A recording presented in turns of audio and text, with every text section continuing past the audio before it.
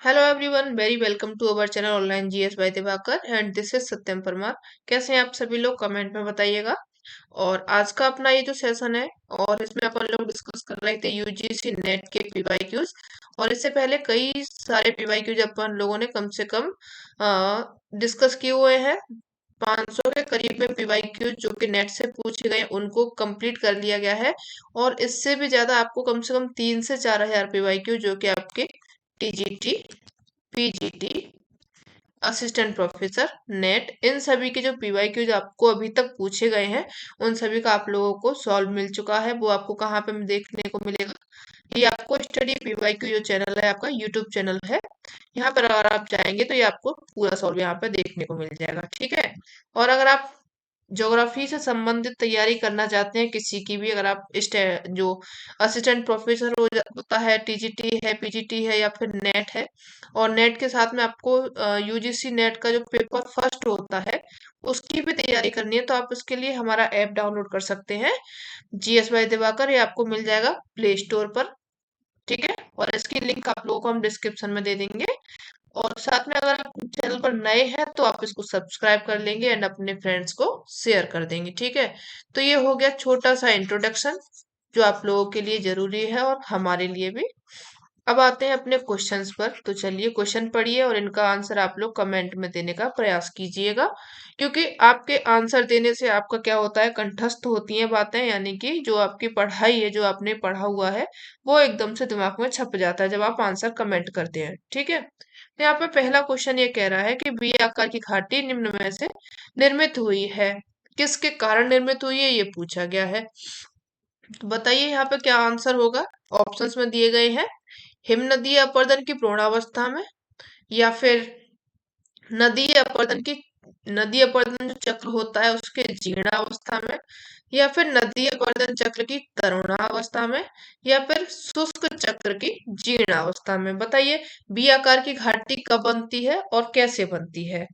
तो देखिए जो इसका सही ऑप्शन होगा कि जो बी आकार की घाटी है ये बनती है जब नदी अपनी क्या होती है, तरुणावस्था में होती है, तेज बहाव में होती है नदी, तब आपकी बी आकार की घाटी बनती है। ठीक है। कैसे बनती है देखिए, और ये किसके द्वारा बनती है, तो ये बनती है नदी के द्वारा, जो कि लिखा हुआ है। कैसे बनती है? जब नदी स्पीड में आती है, किसी ग्लेशियर से, पहाड़ी क्षेत्र से उतर करके नीचे आती है, तो बहुत बहाव इसका क्या होता है, तेज होता है, तेज होता है।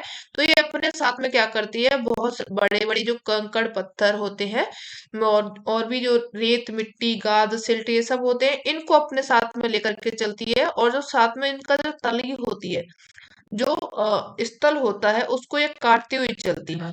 तो ये जो काटती हुई चलती है तो ये आपको कैसा बन जाता है, बी आकार का ये गड्ढा रूपी बन जाता है। तो ये जो घाटी बनती है इसको नाम दिया गया है क्या, बी आकार की घाटी। तो अगर पूछा जाए किस क्रिया के द्वारा बनती है ये, तो ये अपरदन की क्रिया के द्वारा बनती है। कौन सी स्टेज में बनती है, तो ये आपकी तरुणावस्था में बनती है। किसके द्वारा बनती है, तो ये नदी के द्वारा बी आकार की वाटी बनती है। ठीक है। चलिए आगे बढ़ते हैं, नेक्स्ट क्वेश्चन देखिए। यहाँ तक आप लोगों को क्लियर है? आगे बढ़िए। पेंजिया का प्रयोग किसके द्वारा किया गया था? न बताइए इसमें किसके द्वारा किया गया था। अल्फ्रेड वेगनर के द्वारा, ए एन स्ट्रॉलर के द्वारा, सर्प के द्वारा, या फिर डब्ल्यू एम स्मिथ के द्वारा। बताइए क्या आंसर होगा, फटाफट से कमेंट करिए। तो यहाँ पे जो आपका ऑप्शन सही हो जाएगा कि जो पेंजिया है इसका जो इस शब्द का जो प्रयोग किया था वो किया था किसके द्वारा, अल्फ्रेड वेगनर के द्वारा। किसके द्वारा किया गया था ये, अल्फ्रेड वेगनर के द्वारा इसका उपयोग किया गया था। इन्होंने एक सिद्धांत दिया था जिसका नाम है महाद्वीपीय सिद्धांत। ठीक है। प्रवाह सिद्धांत इसका पूरा नाम है। ठीक है। ये इन्होंने सिद्धांत दिया था। दिया कब था, तो ये इन्होंने दिया था 1912 में। इन्होंने अपना सिद्धांत दिया था महाद्वीपीय प्रवाह सिद्धांत, जो कि वेगनर का काफी फेमस है। और इन्होंने इसमें किसके लिए दिया था, तो ये जो इन्होंने अपना सिद्धांत दिया था, स्थल खंड एवं जो महाद्वीप और महासागर हैं उनसे संबंधित ये इन्होंने सिद्धांत दिया था। और इसमें इन्होंने बताया था कि जो स्थल भाग है यानी कि जो स्थल बने हुए हैं अपने जो आज के टाइम के जो आप देख रहे हैं, एशिया, यूरोप, अमेरिका, ये सब जो बने हुए हैं वो कब बने हैं? कार्बोनिफेरस युग में। इनके अनुसार बता रही हूँ कि जो वेगनर है इनके अनुसार इन्होंने बताया था कि जो स्थल बने हैं ये कार्बोनिफेरस युग में बने हैं। ठीक है,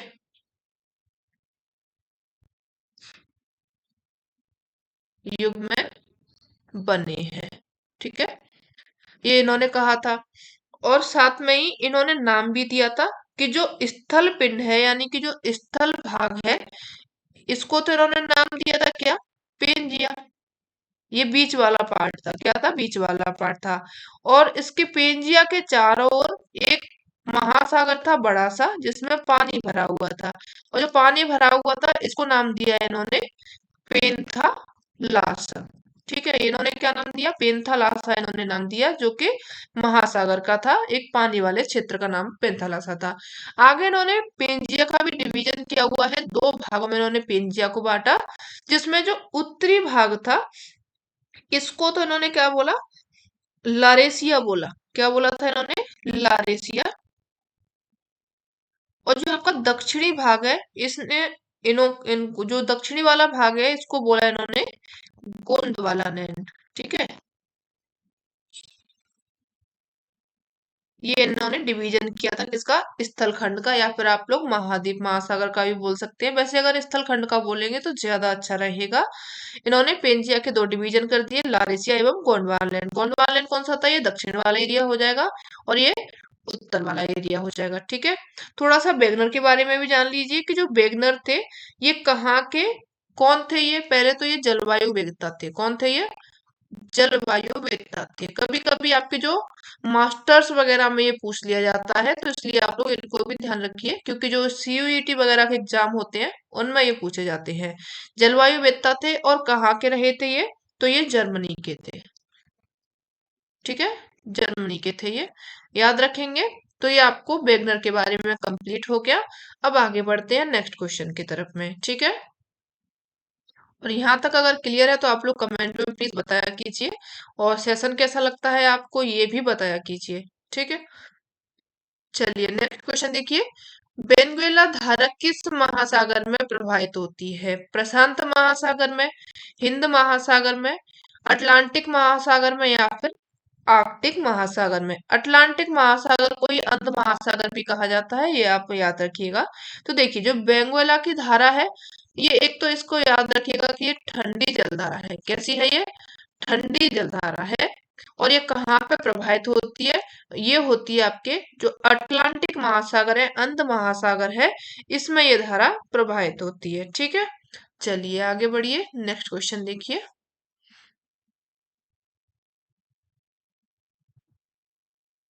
चलिए आगे बढ़ते हैं। नेक्स्ट क्वेश्चन इसमें दिया गया है कि दृश्य भूमि संरचना, संरचना, प्रक्रिया, अवस्था का प्रकार यानी कि फलन है, ये एक स्टेटमेंट है। यह अवधारणा किसके द्वारा प्रस्तुत की गई थी? ग्रिफिथ टेलर के द्वारा, डेविस के द्वारा, पेंक के द्वारा, या फिर पेंक के द्वारा, या फिर थॉर्नबरी के द्वारा? बताइए किसके द्वारा ये वाला स्टेटमेंट दिया गया था? तो देखिए ये जो संरचना, प्रक्रिया और जो अवस्था है इसकी जो अवधारणा दी गई थी, ये दी गई थी WM डेविस के द्वारा। इसी को क्या बोला जाता है? ट्रायो ऑफ डेविस भी बोला जाता है। ट्रायो ऑफ डेविस बोला जाता है। इसी को आप लोग डेविस का त्रिकूट बोल सकते हैं। ठीक है, ये पूछा जाता है, कई बार पूछा ही गया है, पूछा गया है तभी तो इसमें आ चुका है। ठीक है, तो इस तरीके से ये पूछ लिया जाता है कि डेविस का ट्रिकूट क्या है या फिर ट्राई ऑफ डेविस क्या है, तो आप उसमें क्या बता देंगे? संरचना, प्रक्रिया एवं अवस्था हो जाएगा। ठीक है, यहाँ पे आपका बी ऑप्शन कंप्लीट है, सही हो जाएगा। तो ये आप लोग इसको सही टिक लगा करके क्या करेंगे? आगे बढ़ जाएंगे। ठीक है, चलिए नेक्स्ट देखिए। अम्ल वर्षा किस कारण से होती है? बताइए किस कारण से अम्ल वर्षा आप लोगों को देखने को मिलती है? ये वायुमंडल में कार्बन डाइऑक्साइड की अधिकता की वजह से, या फिर बर्षण द्वारा सल्फ्यूरिक एसिड का प्रक्षाल प्रवाह होता है, उष्णकटिबंधीय वनों से ग्रीन हाउस गैसें यानी कि जो हरित गृह गैसें होती हैं उनके उत्सर्जन में अधिकता होती है, या फिर वायुमंडल में गैसों के संयोजन में असाधारण भिन्नता होती है। बताइए किस कारण से अम्ल वर्षा देखने को मिलती है? तो इसका जो आप लोगों का ऑप्शन सही हो जाएगा कि जो वर्षण होता है जिसमें कि सल्फ्यूरिक एसिड का प्रवाह होता है, इसी के कारण अम्ल वर्षा देखने को मिलती है। इसमें बहुत ही ज्यादा ये अम्लीय होती है। ठीक है, तो ये आपका कौन सा ऑप्शन सही हो जाएगा? यहाँ पे बी ऑप्शन करेक्ट हो जाएगा। सल्फ्यूरिक एसिड के साथ में इसमें क्या क्या होता है? तो इसमें देखिए सल्फर डाइऑक्साइड होता है, यहाँ पे लिख लीजिए सल्फर डाइऑक्साइड होता है, और इसके बाद में यहाँ पे क्या होता है, नाइट्रोजन के ऑक्साइड होते हैं।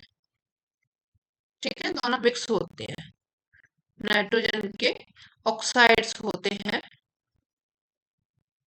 ये क्या करते हैं, इनका प्रच्छाल प्रवाह होता है जिसके कारण अम्ल वर्षा होती है।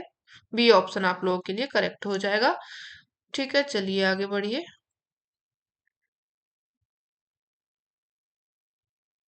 देखिए नीचे दो कथन दिए गए हैं और इनकी असर रीजन वाला ये सवाल है, ए दिया गया है जिसमें इनका कारण पूछा गया है, क्या कारण है। तो चलिए देखते हैं। नदी घाटियां अपनी तरुण अवस्था में सामान्यतः संकीर्ण आकार की होती हैं। ठीक है, जो तरुण अवस्था यानी कि जब आपकी मैच्योर स्टेज होती है तो जो नदी कैसी होती है, चौड़ी कम होती है, गहरी ज्यादा होती है। जो अभी अपन लोगों ने बी आकार की घाटी पढ़ी थी वो किसका उदाहरण था, तरुणावस्था का था। तो वो उसमें यही पूछ रहा है कि ये तरुण अवस्था में संकीर्ण होती है, आकार इनका कैसा होता है, संकीर्ण होता है। ठीक है, दूसरा ये बता रहा है कि जल गर्तिका भीतर नदी घाटियों के नीचे की और कटाव के लिए उत्तरदायी प्रमुख अपर अपर्दनीय प्रक्रिया है। ठीक है, ये भी सही कह रहा है कि जो जलगर्तिका होती है इसमें नदी घाटियों के नीचे कटाव होता है और उसके कारण यहाँ पे अपरदन होता है, तभी ये जलगर्तिका बनती है। तो देखिए यहाँ पे ऑप्शंस दोनों ही सही दिए गए हैं कि ए भी सही है, आर भी सही है, लेकिन ये संकीर्ण क्यों है इसका एक कारण नहीं बताया गया। दोनों अपने आप में सही है लेकिन अलग अलग बातें हैं दोनों। तो यहाँ पे आपका क्या हो जाएगा, ए और आर दोनों सही तो हो जाएंगी लेकिन इनकी व्याख्या सही नहीं होगी। तो व्याख्या अगर सही नहीं है तो यहाँ पे बी ऑप्शन सही होगा। ठीक है, चलिए आगे बढ़ते हैं। निम्नलिखित में से किस प्रकार के बादल सबसे निचली परत में होते हैं? बताइए कौन से होते हैं? स्तरीय है, या फिर कपासी बादल है, कपासी वर्षा बादल है, या फिर पच्छाद मेघ है? बताइए कौन सा आंसर होगा, फटाफट से आंसर दीजिए, इतनी देर में आप लोग आंसर कर पाएंगे। तो यहाँ पे देखिए आपका जो ऑप्शन सही होगा कि कौन से बादल हैं जो कि सबसे निचली परत में होते हैं, वो हो जाएंगे आपके स्तरीय बादल। सबसे निचली परत में होते हैं यानी कि सबसे नीचे होते हैं, वो स्तरीय होते हैं और यही ज्यादा वर्षा भी करते हैं। ठीक है, पर ये क्या होते हैं, कोहरे के समय ज्यादा दिखाई देते हैं। जब कोहरा पड़ता है ना, आप लोग देखते होंगे सर्दियों के टाइम पे कोहरा आप लोगों को देखने को मिलता है, उस टाइम पे ये ज्यादा होते हैं बादल। ठीक है, लेकिन ये क्या होता है,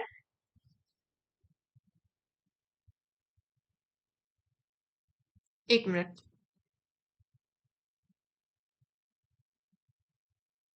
लेकिन ये धरातल से बिल्कुल सटे नहीं होते हैं, इसके कुछ थोड़ी सी ऊंचाई पर ये पाए जाते हैं। तो यहाँ पे आपका ए ऑप्शन करेक्ट है। चलिए आगे बढ़ते हैं नेक्स्ट क्वेश्चन की तरफ में।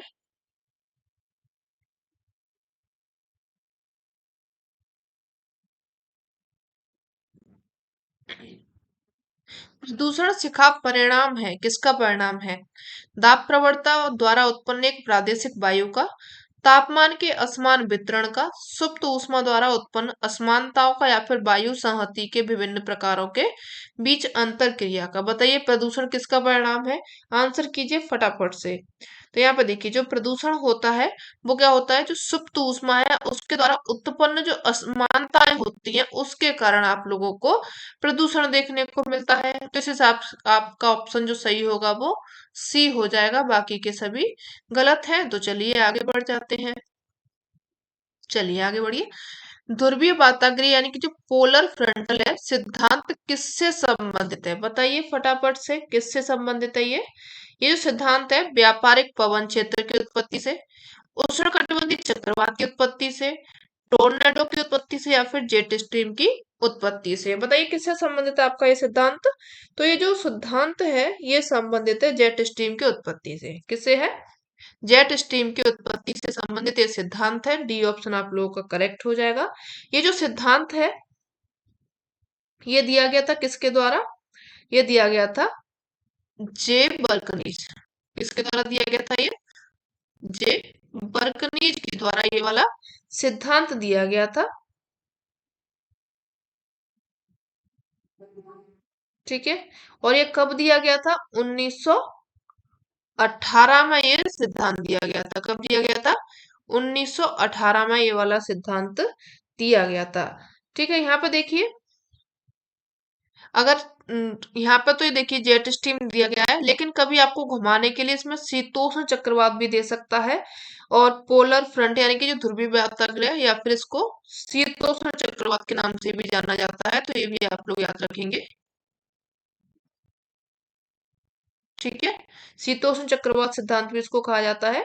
और किससे संबंधित है? ये शीत कटिबंध से भी संबंधित है। तो ये आप लोग याद रख लेंगे। आगे बढ़िए, नेक्स्ट क्वेश्चन देखते हैं।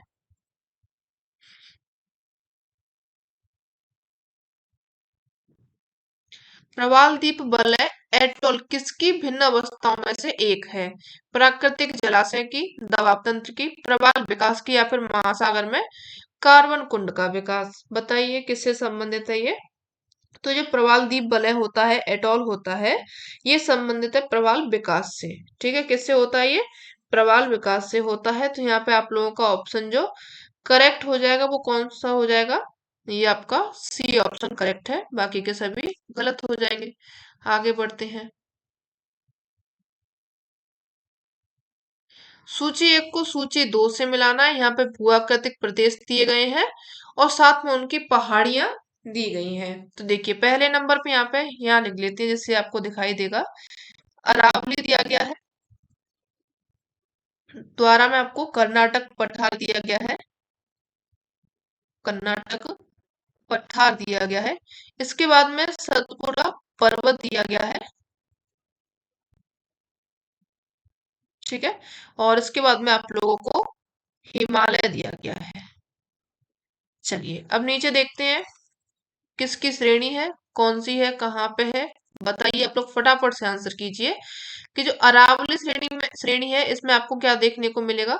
मिसमी पहाड़ियां, दिल्ली रिज, बाबा बुदन की पहाड़ियां, या फिर मैकाल श्रेणी। बताइए फटाफट से।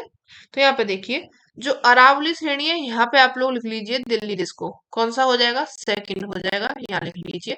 कर्नाटक का पठार है, इसमें आप लोग को क्या देखने को मिलेगा? इसमें आपको बाबा बुदन की पहाड़ियां देखने को मिल जाएंगी। तो यहाँ पे आप लोग थर्ड को लिख लीजिए। ठीक है। सेकंड थर्ड हो जाएगा। इसके बाद में आपकी क्या हो जाएंगी? मिसमी पहाड़ियां हैं या फिर आपकी सतपुड़ा पर्वत है। यहाँ पर क्या देखने को मिलेगा? मैकाल श्रेणी देखने को मिलेंगी। फोर्थ लिख लीजिए। और रह गया आपका हिमालय। हिमालय में आपको क्या देखने को मिलेंगी? मिसमी पहाड़ियां। तो आप लोग फर्स्ट लिख लीजिए। Second third fourth first. ठीक है। याद रखिए कौन सा है ये, सेकंड थर्ड फोर्थ फर्स्ट है। तो ये आपका ऑप्शन कौन सा होगा? डी ऑप्शन करेक्ट है। ठीक है। चलिए आगे बढ़ते हैं। बॉन-थ्यूनेन मॉडल के अनुसार एकांतिक क्षेत्र में केंद्रीय नगर को घेरते हुए भूमि उपयोग के खंडों में से चार निम्नलिखित हैं, कौन कौन से हैं? देखिए इन्होंने बॉन-थ्यूनेन ने एक मॉडल दिया था जिसमें उन्होंने 6 अपने केंद्र बताए थे, जिनमें से 4 दिए गए हैं। कौन कौन से हैं, कौन कौन से नहीं है, उनको आपको क्या करना है? क्रम से लगाना है। ठीक है। चलिए लगा लेते हैं। क्रम से नहीं है यहाँ पे।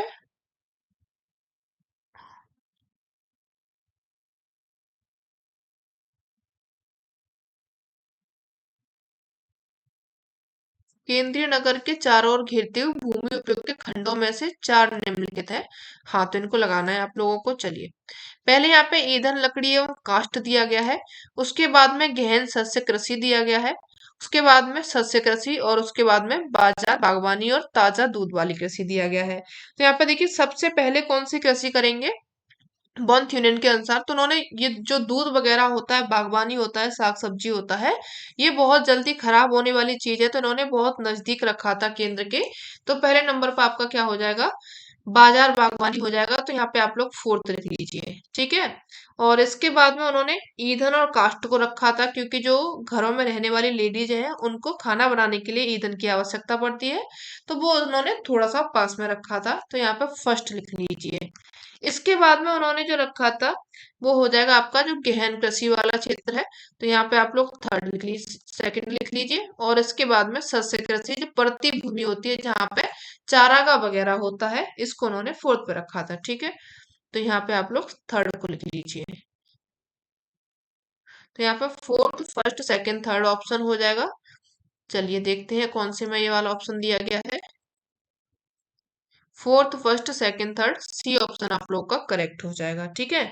चलिए आगे बढ़ते हैं। क्षेत्रीय भिन्नता की अवधारणा किसने प्रतिपादित की है? बताइए किसने की है? जीन ब्रून्स ने, रिचर्ड हर्टसोन ने, डेविड एम स्मिथ ने, या फिर एच एस बैरोज ने? किसने की है ये? अच्छा, ऊपर आप लोग एक और चीज देख लीजिए। इन्होंने जो 6 दिए थे, इनके नाम और देख लीजिए, आपसे अगर पूछ लिया जाए। तो जो बॉन्थ्यूनेन है, इन्होंने कृषि सिद्धांत दिया था, सबसे पहले दिया था 1826 में। कब दिया था इन्होंने? 1826 में इन्होंने अपना ये सिद्धांत दिया था, जिसमें इन्होंने क्या किया था, जो केंद्र था, भूमि थी, कृषि भूमि, इनको इन्होंने 6 पार्ट्स में डिवाइड कर दिया, 6 भागों में। कैसे कैसे इन्होंने पेटियां बनाई थी? देखिए, पहले में इन्होंने, अभी अपन लोगों ने 4 देखी, साग सब्जी रखा। पहले में इन्होंने साग सब्जी रखा। दूसरे में इन्होंने क्या रखा? काष्ठ उत्पादन। ठीक है।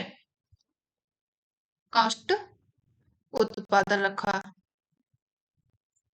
और इसके बाद में इन्होंने तीसरे में जो रखा था वो हो जाएगा क्या? अन्न उत्पादन, जो भी कैसा है? गहन उत्पादन। ठीक है। गहन कृषि इसको बोल सकते हैं आप लोग, अन्न उत्पादन।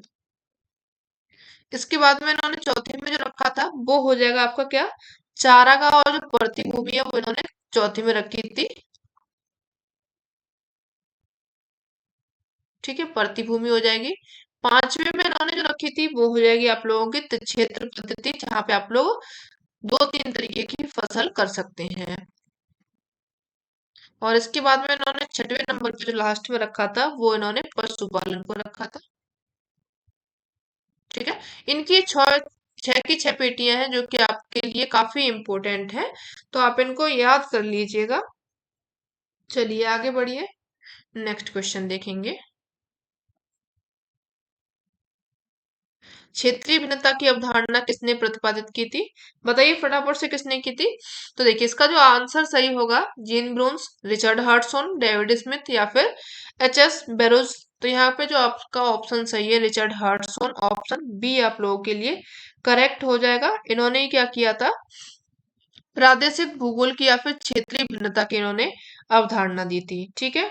और इनकी 2 पुस्तकें हैं जो कि काफी महत्वपूर्ण है, आप लोगों से पूछी जाती हैं, तो आप लोग थोड़ा सा इनको याद रखिएगा। Nature of geography. ठीक है। ये इन्होंने दी थी 1939 में, डेट याद रखिएगा, इंपोर्टेंट है। इसके बाद में इनकी एक और पुस्तक है जिसका नाम है perspective on the nature of geography. दोनों, अगर आप नेचर ऑफ ज्योग्राफी पीछे लगाए या फिर सिंपल में दिया है, तो आप लोग फटाफट से क्या करेंगे? नाम लगा देंगे किसका? रिचर्ड हर्टसोन का। और ये वाली इन्होंने कब लिखी थी? 1959 में। ठीक है। चलिए आगे बढ़ते हैं, नेक्स्ट क्वेश्चन देख लीजिए। सूची एक को सूची दो से मिलाना है, सही उत्तर का अपन लोगों को चयन करना है। पुस्तक दी गई है, नीचे उनके लेखक दिए गए होंगे, तो आप लोगों को पुस्तक लिखनी है और उनके लेखक बताने हैं। पहली पुस्तक यहाँ पे ज्योग्राफिक ह्यूमेन है, इन्फ्लुएंस ऑफ ज्योग्राफिक एनवायरनमेंट है, अर्ल कुंडे है, अल्मजिस्ट है। ठीक है। नीचे नाम दिए गए हैं टोलेमी, कार्लेटर, जीन ब्रून्स, ईसी सैम्पल। ठीक है। तो यहाँ पे देखिए, नाम मैं यहाँ लिख दे रही हूँ, आप लोग मैच कर लीजिएगा। जो ज्योग्राफिक ह्यूमेन है, ये लिखी गई थी किसके द्वारा? जीन ब्रून्स के द्वारा। ठीक है। जीन ब्रून्स के द्वारा ये लिखी गई थी। इसके बाद में इन्फ्लुएंस ऑफ ज्योग्राफिक इन्वायरमेंट है। तो ये तो कि जो इन्वायरमेंट आपको लिखा दिख जाए तो वहीं पे आप लोग सैंपल लगा दीजिएगा। तो ये किसके द्वारा लिखी गई थी? ईसी सैंपल के द्वारा। ठीक है। इसके बाद में अर्ध कुंड लिखी गई थी किसके द्वारा? कार्ल रिटर के द्वारा। कार्ल रिटर के द्वारा। अल्मागेस्ट लिखी गई थी टोलेमी के द्वारा। ठीक है। ये किसके द्वारा लिखी गई थी? टोलेमी के द्वारा लिखी गई थी। तो यहाँ पे देखिए टोलेमी सबसे लास्ट में चले जाएंगे क्योंकि सबसे पहले दिए गए हैं। ऑप्शन आप लोग लगाइए। यहाँ पे आपका जो ऑप्शन सही होगा वो कौन सा हो रहा है? ए हो जाएगा। ठीक है। ए करेक्ट है, बाकी के सभी क्या हो जाएंगे? गलत हो जाएंगे। आगे बढ़िए, नेक्स्ट क्वेश्चन देख लीजिए। ब्रिटेन में परमाणुत्मक क्रांति को मुख्य रूप से किसने लोकप्रिय बनाया है? किसने बनाया है? डेविड एम स्मिथ के द्वारा, टी डब्ल्यू फ्रीमैन के द्वारा, पीटर हैगेट के द्वारा, एल डडले स्टैम्प के द्वारा। बताइए किसने इसको बनाया है लोकप्रिय? तो यहाँ पे आपका जो ऑप्शन सही होगा वो हो जाएगा पीटर हैगेट के द्वारा ब्रिटेन में जो परमाणुत्मक क्रांति है इसको लोकप्रिय बनाया था। तो सी ऑप्शन आप लोग करेक्ट लगा देंगे। ठीक है। चलिए आगे बढ़ते हैं। और इनके साथ में पीटर हेगेट के साथ में एक नाम और आता है चोरले का। किसका नाम आता है इनके साथ में? चोरले का भी कभी कभी नाम आ जाता है, तो आप लोग इनको भी याद कर लीजिएगा। और इन दोनों की पुस्तकें हैं जो पूछी जाती हैं कि दोनों ने मिलकर की पुस्तकें लिखी हुई हैं, जिसमें पहली पुस्तक हो जाएगी इनकी vocational vocational analysis analysis in human geography. ठीक है। दूसरी जो इनकी पुस्तक हो जाएगी वो ज्योग्राफी, ये पीटर हैगेट की है, ज्योग्राफी अ मॉडर्न सिंथेसिस। ठीक है। तीसरी इनकी जो पुस्तक है वो हो जाएगी model in geography, models in geography. ये इनकी क्या हो जाएगी? तीसरी पुस्तक हो जाएगी। तो तीनों को ही आप लोग क्या कर लेंगे? याद करेंगे। इम्पोर्टेंट है, पूछते जाएंगे। आप लोग क्या करेंगे इनकी बुक्स के लिए? आपको या तो हम दे देंगे बुक्स वाला, नहीं तो आप यहाँ से भी लिखेंगे जो पूछी गई है उनको भी आप लोग याद कर जाएंगे तो भी अच्छा रहेगा। भौगोलिक विचारधारा के विकास से संबंधित निम्नलिखित अनुक्रमों में से कौन सा सही है? देखिए बताइए, इनका क्रम पूछा गया है। Can't, बेरेनियस, बाइडल, Dila, ब्लॉस, Humboldt. बेरेनियस, can't, Humboldt, बाइडल, डीला, ब्लॉस दिया गया है। इसके बाद में बाइडल, डीला, ब्लॉस है, हम्बोल्ट है, बेरेनियस है, कांट है। हम्बोल्ट, बेरेनियस, कांट, बाइडल, डीला, ब्लॉस हो जाएंगे। तो इनका जो सही क्रम होगा आप लोग अगर जाने तो इनका जो सही क्रम है, देखिए सबसे पहले यहाँ पे आएंगे बारेनियस महोदय। बारेनियस के बाद में आप कांट को लेकर के चलेंगे। कांट के बाद में हम्बोल्ट महोदय आएंगे और हम्बोल्ट के बाद में बाइडल डीला ब्लॉन्स हो जाएंगे। ठीक है। बी ऑप्शन आप लोगों का यहाँ से सही हो रहा है, बाकी के सभी को आप हटा देंगे, गलत कर देंगे। ठीक है। चलिए आगे बढ़ेंगे।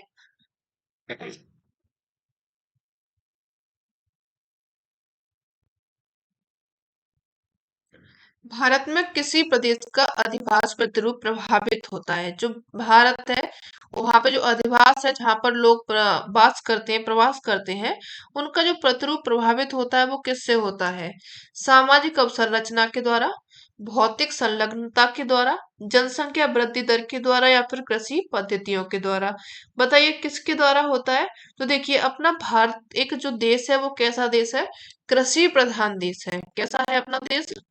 कृषि प्रधान देश है। तो यहाँ पे जो ज्यादा आप लोगों को असर देखने को मिलेगा, प्रतिरूप आपको देखने को मिलेगा, वो कैसा मिलेगा? कृषि से संबंधित ही मिलेगा।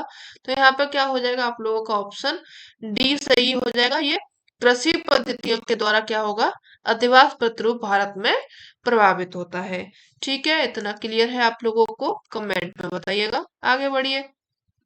नगर प्रदेश की विशेषता है क्या है? अल्प विकास है, पिछड़ापन है, खनिज संसाधन की उपलब्धता है, या फिर संकेंद्रित विकास है? बताइए क्या हो जाएगा इसका? तो देखिए जो नगर प्रदेश होता है उसकी एक विशेषता क्या होती है, अल्प विकास तो वहां पे नहीं होगा, विकास होगा तभी उसको नगर माना गया है। पिछड़ापन भी वहां पे कम रहेगा, खनिज संसाधन वहां पे नहीं मिलेंगे आपको। पहाड़ी क्षेत्र में या फिर इनका एक अलग क्षेत्र होता है जहाँ पे खनिज संसाधन आपको ज्यादातर देखने को मिलते हैं। यहाँ पे क्या होता है, संकेंद्रित विकास होता है सभी तरीके का। यहाँ पे जब आप नगर में जाएंगे तो वहां पे आपको शिक्षा की सुविधा मिल जाएगी, हॉस्पिटल की सुविधा मिल जाएगी, और भी सब आपको जो मार्केटिंग की सुविधा है वो मिल जाएगी। तो यहाँ पर कई सारे विकास होते हैं और उसको जा करके सभी मिल जाते हैं, तब एक बनता है क्या, नगर प्रदेश बनता है।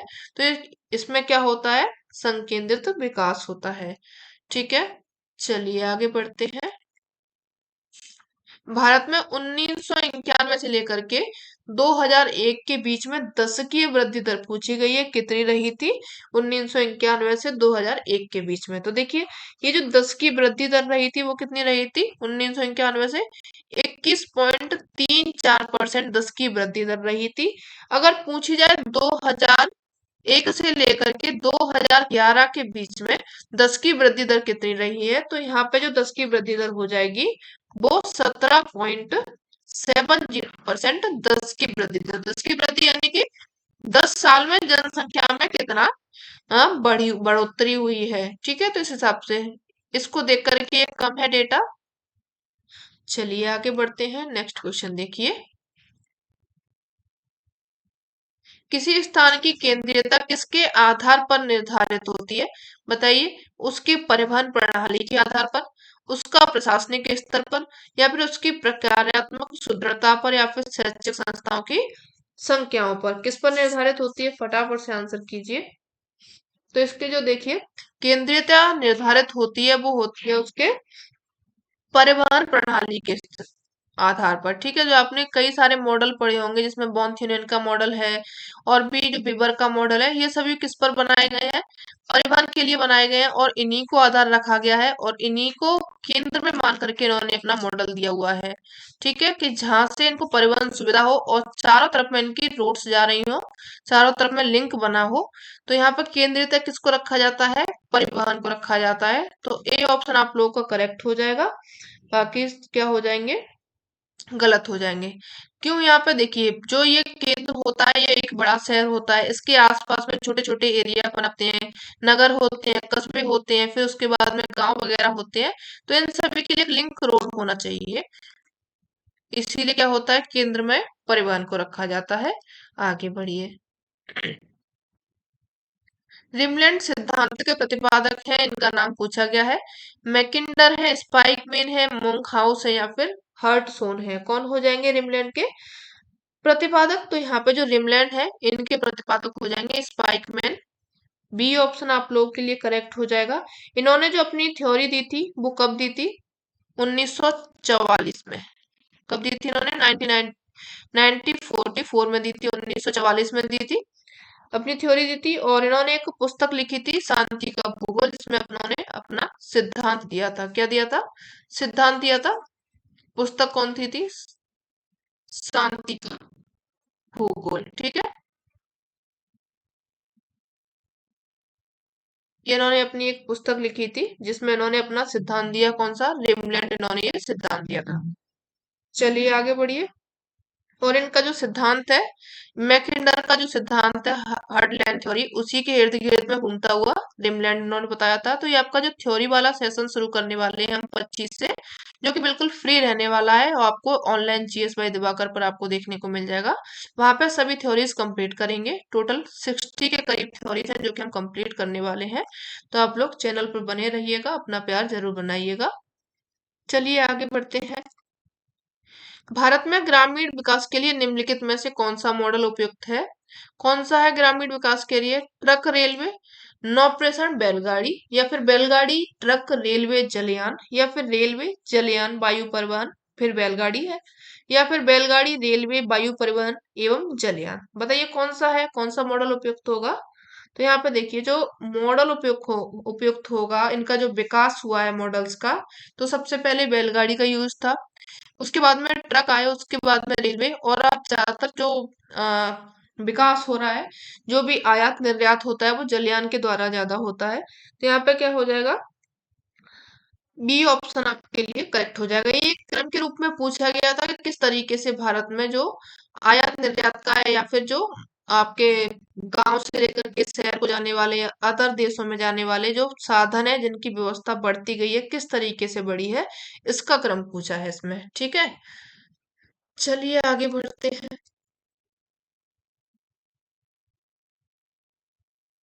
निम्नलिखित में से किसने सस्य संयोजन विधि को सर्वप्रथम सूत्रबद्ध किया है? किसने किया है सस्य संयोजन विधि?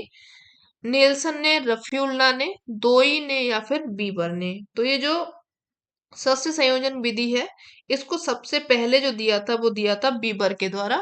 पूरा नाम इनका जेसी बीबर है। ठीक है, डी ऑप्शन आप लोगों के लिए करेक्ट हो जाएगा। चलिए आगे बढ़िए। जनसंख्या प्रवास प्रवाह किसके द्वारा निर्धारित होता है? राजनीतिक निर्णय के द्वारा, पुश एंड पुल फैक्टर के द्वारा, ऐतिहासिक घटनाओं के द्वारा, या फिर धार्मिक कारक के द्वारा? बताइए, जो जनसंख्या प्रवाह सिद्धांत है किसके द्वारा होता है? तो ये जो होता है आप लोगों का ऑप्शन करेक्ट हो जाएगा। यहाँ पे पुश एंड पुल फैक्टर इसके कारण होते हैं। ठीक है, ये पुश कौन सा होता है, पुल कौन सा होता है? देखिए, ये एक क्षेत्र है और ये दूसरा क्षेत्र है। ये ए हो गया, ये बी हो गया। यहाँ पे जनसंख्या हो गई क्या, ज्यादा, और यहाँ पे सुविधाएं नहीं है, ना तो शिक्षा की सुविधाएं है, ठीक है, ना ही यहाँ पे चिकित्सा की सुविधा है, ना ही यहाँ पे परिवहन की सुविधा है, ना ही यहाँ पे रोजगार है, ना यहाँ पे ज्यादा वास योग्य भूमि है, ना यहाँ की जलवायु अच्छी है।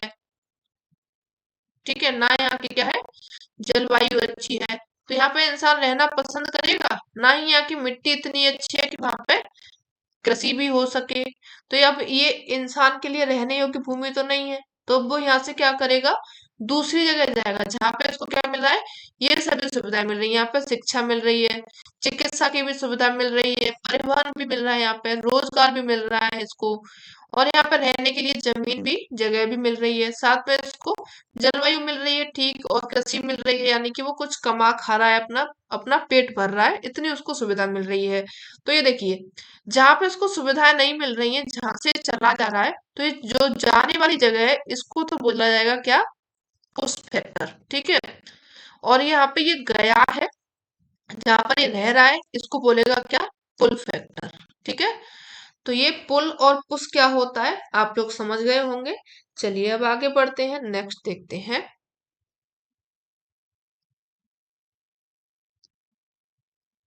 हॉयट ने प्रतिपादित किया था, क्या किया था, शहर संरचना का खंडीय मॉडल, कोटि आकार नियम, या फिर प्रमुख या फिर प्राइमेट नगर की अवधारणा, या नगर संरचना का बहुकेंद्रक मॉडल? बताइए क्या इसने दिया था। तो जो हॉयट है, इन्होंने दिया था शहर संरचना का खंडीय मॉडल दिया था। ए ऑप्शन आप लोगों के लिए करेक्ट हो जाएगा। बाकी का जो कोटि आकार का नियम है, ये दिया था एफ अवरबर्ग ने दिया था। जो प्राइमेट नगर की अवधारणा है, ये दी थी मार्क जेफरसन के द्वारा। मार्क जेफरसन के द्वारा ये अवधारणा दी गई थी। और जो नगर संरचना का बहुकेंद्रक मॉडल है, ये दिया गया था हैरिस एवं उलमैन के द्वारा। ठीक है, हैरिस एंड उलमैन के द्वारा ये मॉडल दिया गया था। तो इनको भी आप लोग याद रखिएगा, इंपॉर्टेंट है। कोटि आकार नियम दिया गया था एफ फिलिप अवरबॉक का ये, या फिर ओयरबॉक का ये, कई सारे इनके नाम हैं। ओयरबॉक या फिर इनको अवरबॉक भी कहा जाता है। ठीक है, तो इनके द्वारा ये मॉडल दिया गया था। चलिए आगे बढ़ेंगे, नेक्स्ट क्वेश्चन देखेंगे।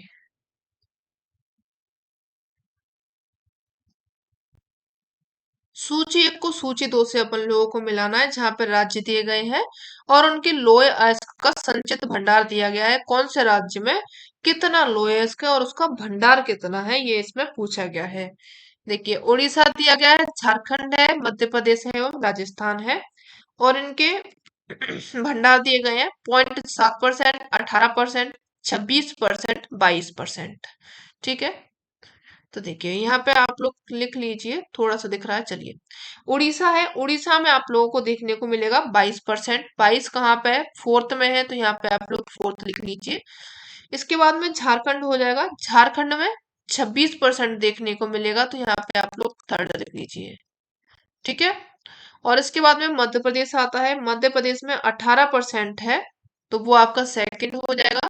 और लास्ट में आपका राजस्थान होगा, जहाँ पे फर्स्ट पे हो जाएगा। ठीक है। तो ऑप्शन कौन सा हो जाएगा सही? 4 3 2 1, ए ऑप्शन करेक्ट है, तो यही आप लोग लगा देंगे, बाकी के सभी गलत हो जाएंगे। आगे बढ़िए, नेक्स्ट क्वेश्चन देख लीजिए। जनांक संक्रमण मॉडल निम्नलिखित में से किस क्षेत्र के जनांक अनुभव के आंकड़ों पर आधारित है? बताइए। उत्तर पश्चिमी यूरोप के मॉडल पर, संयुक्त राज्य अमेरिका के मॉडल पर, दक्षिण पूर्व एशिया के मॉडल पर, या फिर दक्षिण अमेरिका के मॉडल पर? बताइए। जो जनांकों की संक्रमण सिद्धांत है, ये वाला क्वेश्चन अपन लोगों ने जो कल वाला सेशन अपना हुआ था उसमें कर चुके हैं। तो बताइए किसमें था ये? तो ये जो मॉडल था ये किसके अनुभव पर आधारित है? तो ये आपका उत्तर पश्चिमी जो यूरोप है इस पर आधारित है आपका मॉडल। दिया किसने था? तो ये दिया था आपका मॉडल नोटेस्टीन के द्वारा। ठीक है, नोटेस्टीन के द्वारा ये मॉडल दिया गया था। कब दिया गया था? 1945 में उन्होंने अपना ये मॉडल दिया था। चलिए आगे बढ़ते हैं। नीचे दो कथन दिए गए हैं और जिसमें ए और आर दिया गया है, इसका कारण पूछा गया है। देखिए क्या है। जापान एक विकसित देश है। ठीक है। कारण उसका बता रहा है कि देश के विकास के लिए उसके प्राकृतिक संसाधनों का देश के भीतर होना नितांत आवश्यक है। तो देखिए यहाँ पे अगर आप पढ़ा होगा, आप लोगों ने थोड़ा सा इसके बारे में, जापान के बारे में जाना होगा, तो इसका क्या है, इसके पास में अपने क्या है, देश के अंदर में बहुत कम जमीन है और उसमें बहुत कम ही व्यवस्थाएं पाई जाती हैं। ये सब क्या करता है, बाहर दूसरे देशों से मंगाता है। उसके बाद भी ये विकसित देश है। ठीक है। तो ये तो आप लोगों का सही हो जाएगा, लेकिन आप जो रीजन दिया गया है बिल्कुल ही गलत दिया गया है। इसलिए आपका जो ऑप्शन सही होगा वो ए सही हो जाएगा और साथ में आर गलत हो जाएगा। चलिए आगे बढ़ते हैं। वेबर के द्वारा प्रस्तावित औद्योगिकरण के सिद्धांत का नाम बताना है। परिवहन लागत सिद्धांत है, संसाधित संसाधन आधारित सिद्धांत है, स्वच्छंद यानी कि फुटलूज उद्योग सिद्धांत, या फिर श्रम आधारित सिद्धांत है। तो जो वेबर है इनके द्वारा जो सिद्धांत दिया गया था उसका नाम था क्या? उसका नाम रहा था परिवहन लागत सिद्धांत। इन्होंने कहा था कि कोई जो कारखाना है वो अपन लोगों को वहां लगाना चाहिए जहां पे रॉ मटेरियल हो, जिसके पास में क्या हो, रॉ मटेरियल हो, तो कच्चे मालों की ढुलाई के लिए परिवहन लागत ज्यादा ना लग जाए। इसलिए इन्होंने अपना ये सिद्धांत दिया था कि कहाँ पे अपना कारखाना हमें लगाना चाहिए। जब आप मॉडल्स एंड थ्योरीज पढ़ेंगे तो उसमें आप लोग को ये सभी मॉडल कराए जाएंगे। और ये सेशन बहुत जल्द यानी कि 25 तारीख से शुरू होने वाला है। चलिए आगे बढ़ते हैं। आज का लास्ट क्वेश्चन देख लीजिए अपना। कृषि के विविधीकरण की आधुनिक अवधारणा किससे संबंधित है? फसलों की अधिक संख्या से, मूल्य वर्धित फसलों से, एकल फसलों से, या फिर पारिस्थितिकी रूप से सर्वाधिक उपयुक्त फसलों से? तो जो कृषि का विविधीकरण आधुनिक अवधारणा ये संबंधित हो जाएगी किससे? फटाफट से आंसर कीजिए। ऑप्शन आप लोगों का क्या हो जाएगा? विविधीकरण यानी कि फसल की एक से अधिक जो संख्या होती है उसको क्या बोला जाता है? विविधीकरण बोला जाता है। ठीक है। ए ऑप्शन आप लोगों के लिए करेक्ट हो जाएगा। तो ये आपका हो गया आज का लास्ट क्वेश्चन। और ये सेशन कैसा लगा आप लोगों को जरूर बताइएगा। अच्छा लगा हो तो क्या करेंगे, सेशन को आप लोग लाइक करेंगे, चैनल को आप लोग सब्सक्राइब करेंगे एंड अपने फ्रेंड्स को शेयर करेंगे। ठीक है। और अपन लोग मिलेंगे कब? नेक्स्ट सेशन में। तब तक के लिए आप क्या करेंगे, रिवीजन करेंगे, पढ़ेंगे और फिर से अपना वेट करेंगे। मिलते हैं नेक्स्ट सेशन में, तब तक के लिए धन्यवाद।